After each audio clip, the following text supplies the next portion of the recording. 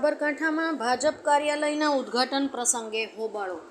ઈડર ભાજપ કાર્યાલયના ઉદ્ઘાટન પ્રસંગે થયો હંગામો. ક્ષત્રિય યુવાનોએ કાળા વાવટા બતાવ્યા. ઉમેદવાર સહિત ભાજપ હાય હાય ના લગાવાયા નારા.